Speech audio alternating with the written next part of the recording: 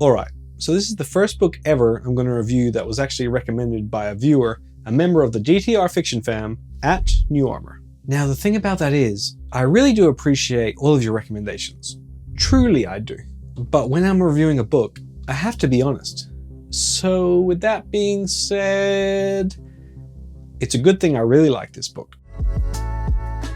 What up Fiction fam, welcome to Down to Read. My name is Steven, and this video is my review of Ken Grimwood's science fiction fantasy, I guess you could call it that, novel Replay. This book was first published in 1986 by Arbor House and won the World Fantasy Award in 1988.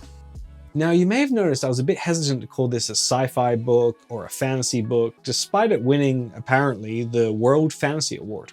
That's because this book that is largely about time travel, I feel is more like Groundhog Day. Well, it's Groundhog Day. Again? Than some of the other sci-fi time travel books I read in 2025, like Recursion and The Gone World, both with their own review videos on this channel. Now getting back more specifically to this book and this video review, first, as always, welcome if this is your first time. I'll go over a summary, spoiler-free of the book, then I'll talk about the things that I liked, the things that weren't for me, and finally I'll give it a rating out of 5 stars.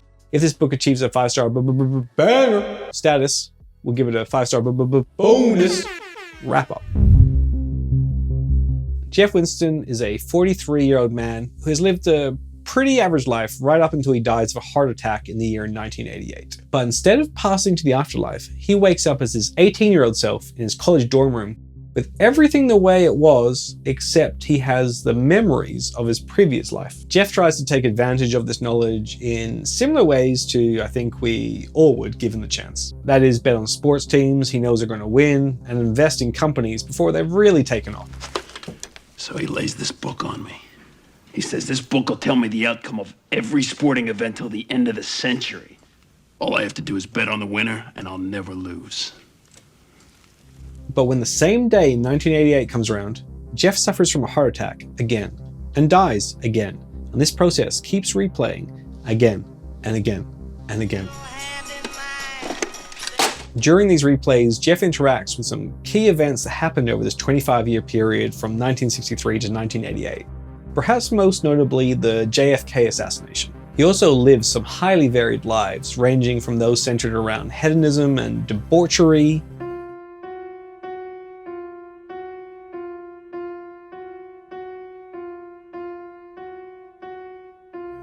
to lives of complete solitude and isolation. Until in one of these replays, Jeff meets a woman who's experiencing the same things that he is, and this changes everything. Now, unlike the other time travel books I've read, such as those I mentioned earlier in this video, that focus on the mechanism of how time travel works in that universe,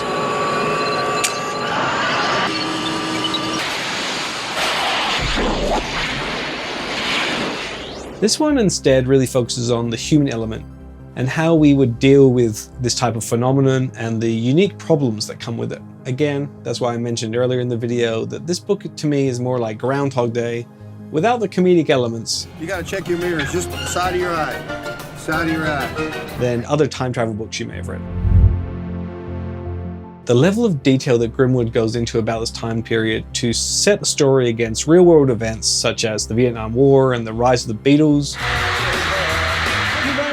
really sucks us into the story. And the characters in this book really feel like real people, dealing with issues that I feel like I at least can relate to if I was ever to experience time travel, which again really engages the reader and immerses us in the story. This is a very thought-provoking book, which makes us ask ourselves many different questions, such as, would you be able to have a child that you know will not exist the next time your life replays? And can we truly love someone without having lived shared experiences? Ultimately, for me at least, this book made me reflect that life's too short, and our decisions, or lack thereof, can have big impacts on our life. So best to try and live without regrets and avoid wasting time. The book was definitely a bit slow at times, and there were no big holy smokes moments that had me rushing back to read the rest of the book. And while I don't mind some ambiguity in my books, it would have been nice to learn a little bit more about how the time travel works in this world. Like, come on man, give us something. To end on a somber note, perhaps Grimwood was planning on explaining more about the mechanisms of how time travel works in this world in the sequel to Replay that he was working on at the time of his death, when he tragically and ironically, given the content of this story, passed away from a heart attack. I give Replay by Ken Grimwood 4 stars, one of the more thought-provoking books I've ever read. But I struggled with the pacing of it at times, and while the story was generally really engaging, there was no big moment that had me rushing to get back to the book and read more. Have you read Replay? Let us know what you thought. What's maybe the most thought-provoking book that you've ever read? Let us know in the comments. As always, thanks for watching. Thank you at Your Armor for recommending this really good book for me to read. If you'd like to recommend a book for me to read and review on the channel, be sure to leave a comment on this video or another video on the channel. We out. Zoosh. Is it weird this title made me think of that Rihanna song? Mr. DJ, turn the music up. Hey! What up, fiction fan? Welcome to Down to Read. My name is Steve.